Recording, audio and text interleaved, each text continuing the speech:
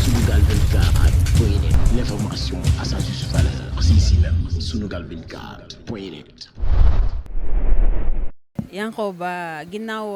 décret bi nga xamante ne président décrété na ko noonu yow ndax d'accord nga déjà ci couvre-feu 20h ba pare. waaw d'accord naa ci. ndax d'accord àdduna bu changé rek àdduna bu changé nit ñi dañoo war a changé quoi mais xam nga sénégalais yi nag ñu nekk ay sénégalais yoo xam ne sénégalais yu dëgër bopp lan ndax jàngoro bi dafa am ci suñu réew te maanaam bakkan kenn du ko foyee ndax wér-gi-yaram tamit dafa nekk lu am solo ndax tey président tamit amul benn intérêt di wax sénégalais yi ne leen nan dem seen kër yi fatu te amul dara lu xew donc nag li xew mooy gis nga li am France gis nga li am Espagne gis nga li am Italie gis nga li am Angleterre États-Unis réew yëpp te ñun wax dëgg yàlla suñu réew du réew bu am doole donc loolu nag te dégg naa tey jii rek kaa yi mi ngi yokk kon sénégalais yëpp laay ñaan ñu am xalaat bi xam ne lii feebar bu am la ñu toog ci seen kër yi te xam ne yàlla suñu borom moo ñu ko teg yàlla suñu borom mi ngi ko teg nag mën nañoo dimbali teggi ko te ñu muñ tuuti benn temps te xam ne lii lu am la loolu laa bëggoon ñu xam ko sénégalais yëpp li nga xam ne maanaam président da koo wax muy décret mu nekk loo xam ne nii maanaam dañ ne 20h ba 6h ku ci nekk nga dugg sa kër maanaam toog xam ne lii nii feebar bu doy waar la te yàlla ñu yàlla dimbali feebar bi jóge fi ndax tamit doomu aadama yi sonn na lool lu métti la lu doy waar la waaye nag yàlla mën nañoo dimbali bu jeex ci jàmm ñëpp dem ci seen i liggéeyukaay ak seen i affaire ak seen business yàlla defal ñu xewal ak tawfeex. man Mbaye Diouf laa tudd. Mbaye Diouf lan nga xalaat ci couvre-feu bi. li ma xalaat ci loolu moom nañ def li président bi wax rek parce que président moom boo xalaatee ba ni nañ def lii mais nañ ko appliquer rek moo gën. ànd nga ci dóor yi. non dóor yi ku deful liñ la wax ñu dóor la non man ànd naa ci parce que président dañ ko war a respecter quoi jox ko gëddam lu mu wax rek war nañ ci ànd parce que boo ko defutil buñ la dóoree da ngay perte ah non man président bi ànd naa ci li mu wax parce que li ma ci àndal mooy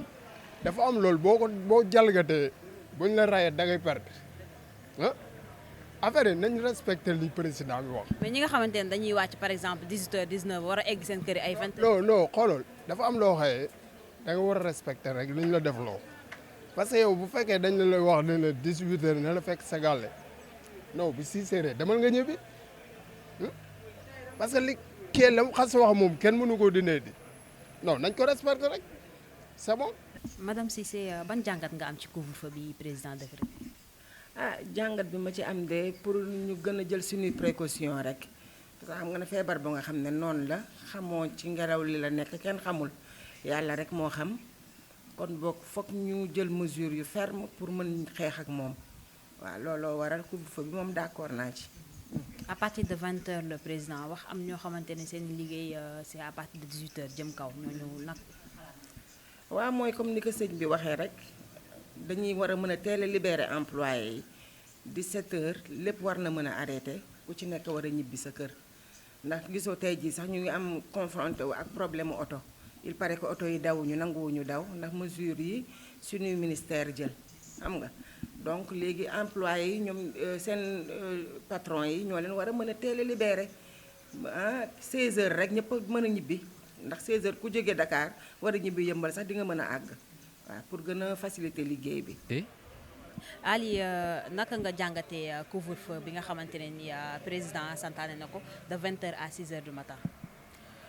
waaw xam nga décision président moom loolu moom buñ ko xasee ba jël ci réew yaakaar naa ñëpp dañ ko war a appliquer léegi nag ñi nga xam ne ñoom la ñu wax ñi exécuter l'ordre yi léegi ñoom ñoo war a xool nan la ñu war a doxalee ak population bi démb maa ngi gis gars yi di dugal ay statut police yi di dàqanteeg nit ñi xam nga souvent donc xam naa police Sénégal yi dañuy wax ne comme que Sénégal yi dañoo dëgër bopp meilleure façon bi gën pour ñu def ko rek mooy utiliser liif yi moo tax démb gars yi ñu ngi leen doon dóor ñii di daw mais tam benn instant tam comme que c'était le premier jour je pense que ne gars yi waroon nee na mën a am beneen façon boo xamante ni aussi dinañ ko doxalee parce que nekkul na ñëpp ñoo yem am na ñoo xam ne Dakar la ñuy liggéeyee war a ñibbi ay Thiaroye yi ñii war a ñibbi ay Parcelles souvent fi ñuy liggéeyee seen patron yi duñ leen gaaw a libéré du coup dañuy xaw a diire si yoon bi ak embouteillage bi léegi nag ñooñu aussi police yi souvent waroon nee na mën a jël benn question boo xam ne di leen laaj lan moo tax nga nekk ba heure bi fii am na ñoo xamante ni boo waxtaan ak ñoom rek dinañ leen expliquer lan moo waral heure bi fekk leen si mbedd mi mais bu fekkee koo gis dóor da nga dóor ba dóor koo warta dóor voilà. waaye sénégalais dëgër na bopp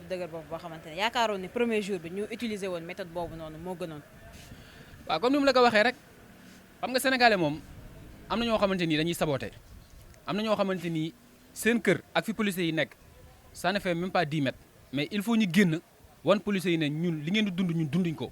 jéem a saboté affaire yi wane ne ñun dañaa nekk si état boo xam ne lu neex waaye def léegi nag du coup policiers yi ñoom tamit dañuy xam ne ñii dóor leen daal ba daq seen digg mooy méthode bi rek moo tax démb tam ñu utiliser li ñu war a def rek. yow ànd nga ci dóor yi. waaw benn côté ànd naa si benn côté aussi ànduma si parce que expliqué naa la ne leen la bu fekkee dañoo jàpp ne kuñ gis dóor ko da leen dóor ba dóor ku ñu warta dóor waaw léegi nag premier jour bi dafa baax ngay sensibiliser nit ñi peut-être sax mën nga téye nit ko waroo ko dóor mais nga ne ko lii bu mu amati defal lu tout demee heure bii bu mu la fekk si mbedd mi bu la fi fekkee danaa la dóor wala danaa la def loo xamante ni ëllëg du la neex loolu koo ko wax bu fekkee kuy xelal la dana xam ne yow jox nga ko leçon de morale boo xamante ni tey mënoon na demee neneen mais peut-être sa conscience nga utiliser ba moo tax te nga wax ko wax boo xamante ni ëllëg li nga ko wax danga ko sóoraale ba demee du ko fekk si mbedd. comme li Macky Sall def maanaam couvre-feu bi pour suñu intérêt ñun population bi si loo xam ne surtout loo xam ne quoi day wàlle loolu li gën mooy te nu ku nekk toog sa kër maanaam bu 20h jotee balaa 20h nu ku nekk lalli même bu dee da ngay jaay nga lalli dem sa kër loolu mooy dëgg ndax bu ngeen di xool si internet bi quoi si yeneen pays africains yi bu ñu xamee ni kii da ko am ay briques lañ koy dóor ba mu dee ñun àggunu foofu ndax réewu jullit lañu à 95% nous sommes des musulmans. non man nag wax dëgg yàlla gisuma ko te gisuma ko si net bi waaw gisuguma ko mais nag sénégalais dëgër bopp boo xam ne il faut parfois dafay laaj parfois nga génne yar dafa baax waaw loolu man ànd naa ci man parce que sénégalais moo dëgër bopp yaa ma dégg sénégalais moo dëgër bopp mais parfois day laaj loolu mais loolu sax la ko gënoon man li may proposé mooy maanaam ku nu fekk si mbedd mi maanaam après 20h nu bindal contravention de 15 000 wala 12 000 loolu mooy dëgg. loolu moo am Europe mais fii Sénégal ndax loolu mën na fi am. waaw mais dama ne man dóor yi man wóoruma ndax gisuma ko mais dama ne bu dóor naroon am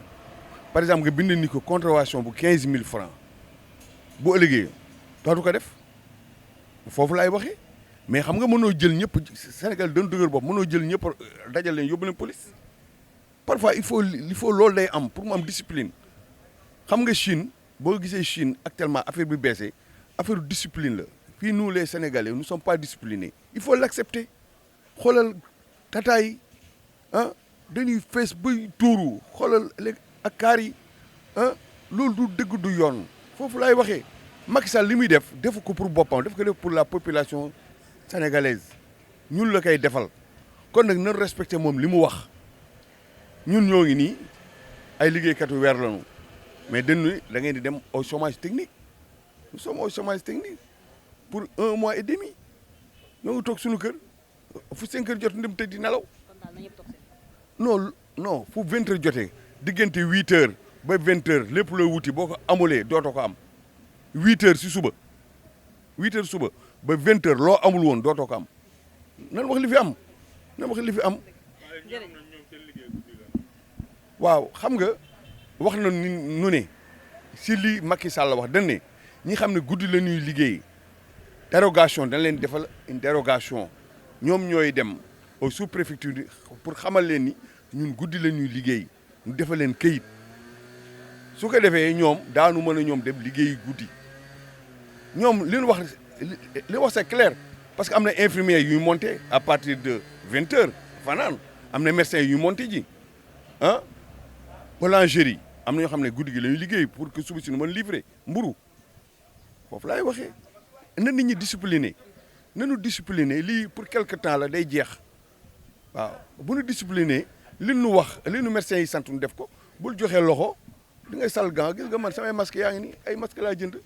waaw paquet laa jënd samay waa kër samay xarit samay am di jàmm ñëpp laa jox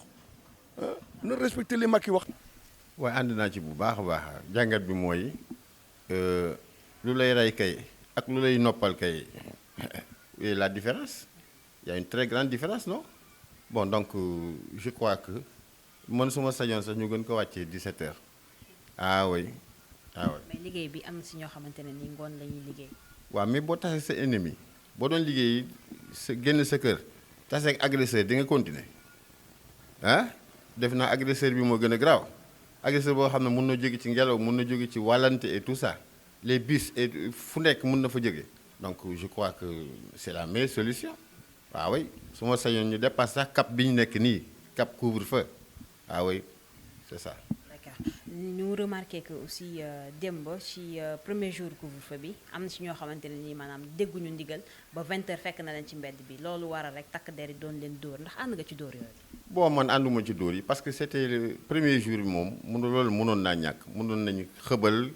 avertir leen deuxième jour bi nag ku nekk xam sa bopp parce que am na ñoo xam ne xamuñu liggéey ji di riir de xamuñu luy couvre-feu xamuñu luy état d'urgence donc il y a des étrangers par exemple les régionaux les yenn nit yi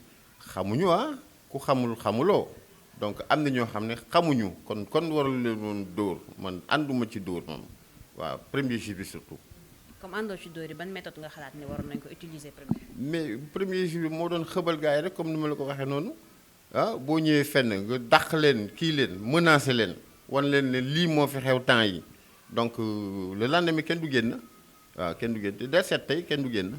waaw. Sénégalais dafa dëgër boobu parce que depuis lors président mi ngi wax tout le temps day wax mais wax ji mënu si ñoom dara nga yaakaar ni du méthode boobu moo gënoon yomb pour ñu dégg li président. waaw pour premier jour bi laa la wax ni méthode boobu baax na mais doo ko utiliser premier jour da ngay bàyyi mu sedd da ngay bàyyi mu jàll parce que am na ñoo xam ne comprendre ñu xamuñu luy loolu xamuñu luy couvre-feu xamuñu dimension bi donc il fallait que ñu temporer quoi de temporiser ak nit yi les citoyens. ñi nga xamante ne ñoom ñi ngi liggéey ba 18h 19h ñu wàcc di maanaam 20h da leen di fekk ci mbedd ñooñu lan nga leen di conseiller. mais donc ñooñu seen liggéeyukaay yi ñoo leen war a alléger heure bi au moins ñu liggéey de 7h le 7h le matin mais 14h nga libéré leen 15h au plus tard nga libéré leen kooku c'est entreprise bi la c'est pas sérieux c'est pas normal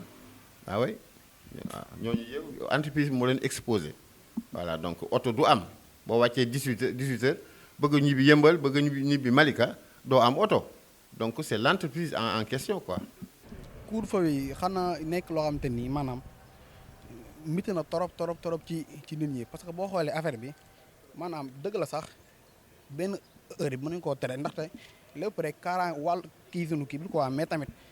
li ma mënta supporter mooy maanaam dóor yi parce que dóor yi dafa mit trop parce que man am na benn sama benn gannaaw boo xamante ni dañ koo dóor doo xamante ni bu gisee sax da ngay déplané wu. sa gannaaw du doon ci mbedd ba heure. mais xaw ma parce que yow moom fi muy liggéey du mën a wàcc ba heure boobu parce que moom joree liggéey te bu wàccee il faut rek mu jël oto dikk temps boobu nag mu yàgg bu ci yoon bi mais dañ ko dóor doo xamante ni su ma la ko woon tey da nga naa am ba déedéet barke Serigne Touba am loo xamante ni daa mën a ñàkk parce que Sénégal maanaam dëkku jàmm la xam nga kon it am na yoo xamante ni mën nañu koo bañ a créer gaa nag dëgg la quoi dóor yi moom gaa sax kii na ci benn côté mais tamit ni ñu koy dóor yi moom miti ko waat tamit police yi li may ñaan état bi ñu wàññi dóor yi xam nga tegaat tamit yeneen sart yoo xam ne ni kenn ku ci nekk di nga ci mën a gis sa bopp carrément parce que feer moom maanaam amul koo xamante ni mën na laa kii parce que kenn amuñu seen mucc mais ñi ñaan bi yàlla nag Serigne Saliou teggal ñu feer bi ci barkeb doole mag ak kàttanam. Sunugal 24.net, l'information à sa juste valeur, c'est ici même, Sunugal 24.net.